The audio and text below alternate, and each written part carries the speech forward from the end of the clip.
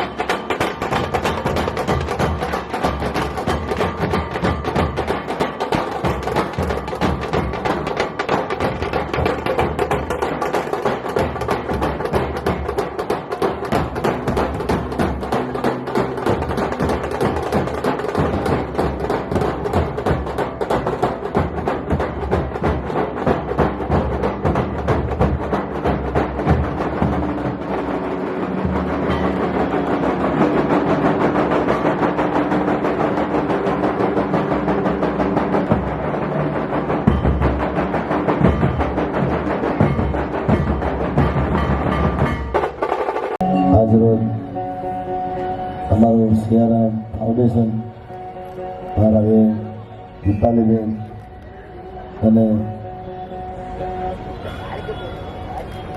અમારા અહીંયા સિયારામ ફાઉન્ડેશન અમદાવાદ આયોજિત દ્વિતીય સર્વે જ્ઞાતિ સમૂહ લગ્ન આવો અમારા વિશાલભાઈ નામદાર સમૂહ લગ્નનું આયોજન કર્યું હોય. મારા જીગાભાઈ છે સાથે થોડી તબિયતના કારણે ગળામાં થોડી ઘણી તકલીફ છે. ફાઉન્ડેશનમાં હું પણ જોડાયેલો છું. આ મારું ઘરનું છે. કલાકાર તરીકે નહીં, મારી ઘરના ભાઈ તરીકે આવ્યો છે. એકવાર સિયારામ ફાઉન્ડેશન અમારા વિશાલભાઈ અને દીપાલીબેને બધાને વિનંતી બે હાથ ઊંચા કરીને જબરદસ્ત તાળીઓ છે વધારી દો એમને. તો સૌ પ્રથમ તો જય સિયારામ બધાને. હું દીપાલી ઇનામદાર. અને આ સંકલ્પ કરવાનું કારણ એ હતું કે 2-3 વર્ષ પહેલાં મારા દીકરાની જનોઈ હતી અને થયું એવું કે મને અત્યારે એ ભાઈનું નામ નથી યાદ.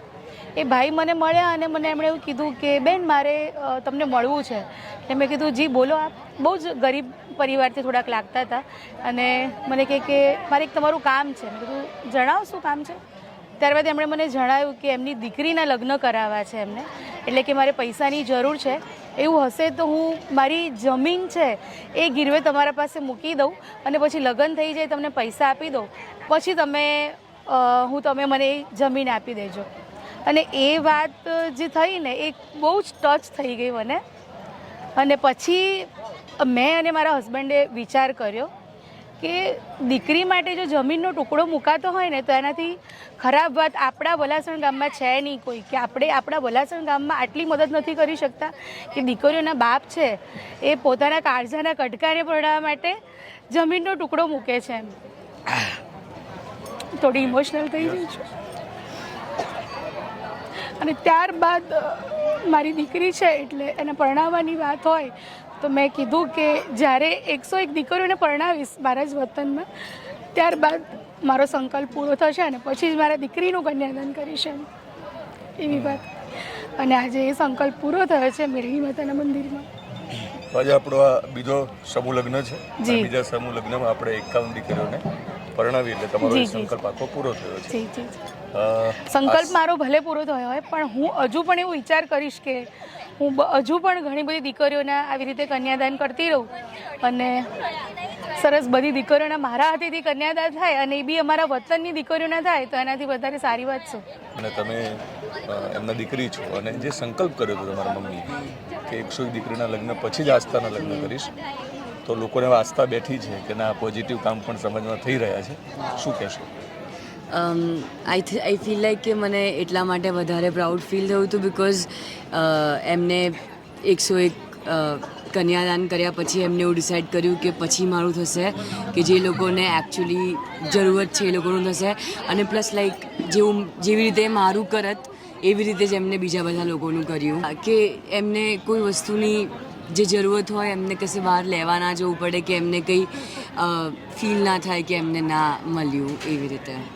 બિલકુલ. તો મિત્રો અહીંયા નવદંપતિ પણ અહીંયા જ છે.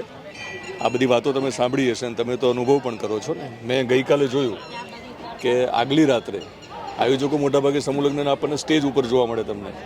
એ કાલે રાત્રે કેટલીક દીકરીઓના ઘરે મળવા ગયા હતા. કોઈ મહેંદી મૂકી હોય તો મહેંદી જોવા ગયા હતા. કારણ કે આવું બહુ ઓછા લોકો કરતા હોય છે.